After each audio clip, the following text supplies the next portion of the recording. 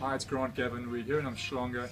We're at a JT Fox event. There's about 300 people upstairs learning from the best in the world. But I've stolen 2 minutes of Bryan Wester's time. Bryan's a strategist for the JT Fox organization. He's a serial entrepreneur. He's got businesses in the property-related industries.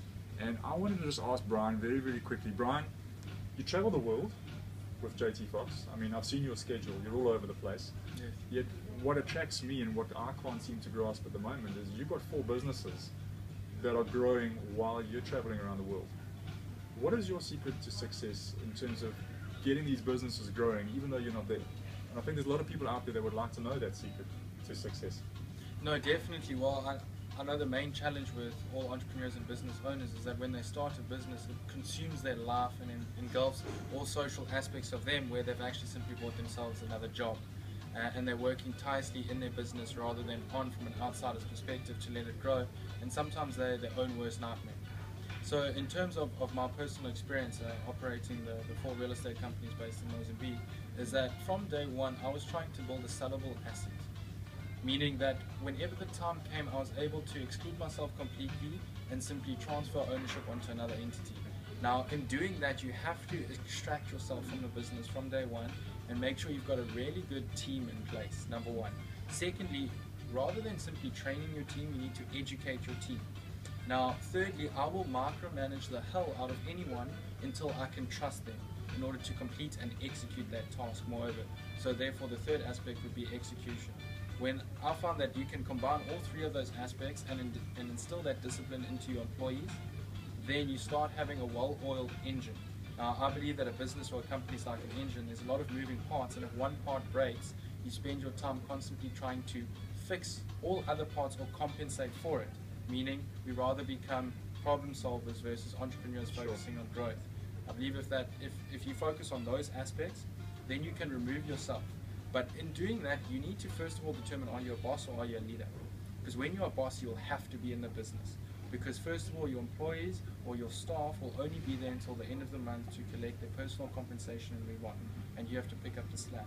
However, if you instill that leadership quality and your employees see you as that, they want to work for you. They want to go the extra mile, meaning you can be away for so long. Now, with myself just being away, I mean, recently I was away for 6 weeks and only saw my office for the first time a week ago. I still keep in contact on a daily basis. There are operating procedures, there are task lists, as well as action lists that need to be completed. So you always know what's going on in your office, even though you're not there. Yes, because I believe if you don't, then you might as well let someone else be the entrepreneur and run your own business. You have to keep a pulse on everything. You need to stay on top. You need to start actioning tasks to do and letting others have the responsibility to do it. And I know what you're all thinking. Bryan's 24. And this sort of wisdom and expertise, it's something that Bryan has developed over the last sort of 18 months. Yes. Talk a little bit about the power of coaching and the impact that it's had on your life, specifically with your businesses. Well, first of all, I believe that if you want to be the best, you need to learn from the best. There's no point going through business or through life making your own mistakes and then learning from them. I'd rather learn from the mistakes of others as well as the successes of others, extract those and then implement them in myself. Now, with regards to that, it's about surrounding yourself with the correct people. People of influence, people of success, and people of, as I was saying earlier, knowledge and wisdom. Because knowledge you can grasp from all aspects, however, wisdom is practical application. So when you're constantly interacting with that circle of influence, which you now made your sphere, you automatically absorb what you're learning from people who have already achieved large amounts of successes, and it just accelerates your time. And you're traveling the world with the world's #1 wealth coach. Exactly. Being around JT Fox, you know, it keeps you on your toes. It shows you what is important, how to manage your time and how to manage your efficiency, as well as constantly learning. I believe that we should all be students rather than teachers, because a student never stops learning no matter how successful you come.